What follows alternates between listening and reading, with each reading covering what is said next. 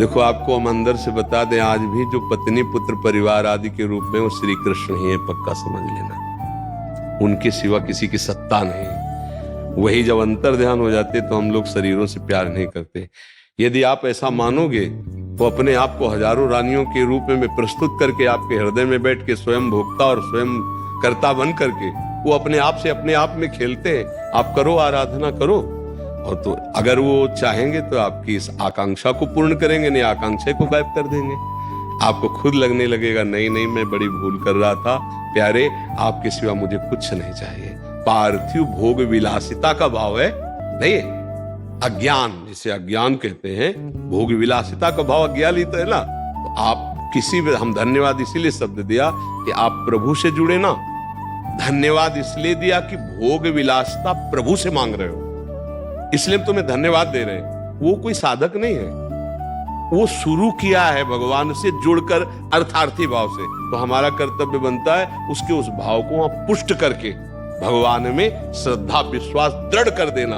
और उनका काम यह है कि जीव के हृदय से वासना का नाश करके उपासना स्थापित कर देना। इसलिए प्रशंसनीय विषय यह है कि भगवान से जुड़े, निंदनीय विषय यह है कि माया की मांग है।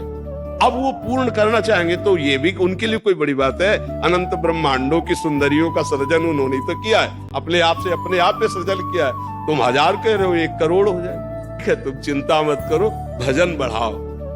हाँ, भजन बढ़ाते रहो, नाम जप करते रहो, और ये अपनी आशा रखो तुम, हम तुम्हारी आशा को सपोर्ट करते हैं। क्योंकि किसी भी तरह से भगवान से जुड़ना, ये हमारे शास्त्रों का सार है, उसका परम मंगल हो जाता है। जिन्होंने भगवान से वैर किया उनको परम पद मिल गया, जो भगवान को मारने के लिए आए उनको परम पद मिल गया।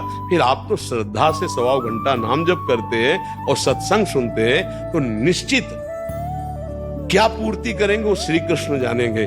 आपके अंदर शुद्ध जहां ज्ञान हुआ तो ये सब ऐसे लगेगा, ब्रह्मादिक के भोग सब विषम लागत ताई, नारायण ब्रज चंद की लगन लगी है जाए। जो तुम मांग रहे हो ये किसी के पास बहुत होता है, और जब भगवान का रंग चढ़ता है तो ये सब बमन के समान त्याग के चल रही है। एक बार जरा सा आनंद स्फुरित होगा, फिर तुम्ही को कहा जाएगा कि तुम्हें मांगे थे ले लो, तो आप हाथ जोड़कर भगवान से कहोगे कि मेरी गलती को क्षमा करो। बताओ वो कैसे तुम्हें बताए, वो रो पड़ोगे तुम कि प्रभु मुझसे भूल हो गई, आपको न मांगकर कुछ और मांगा। सच्ची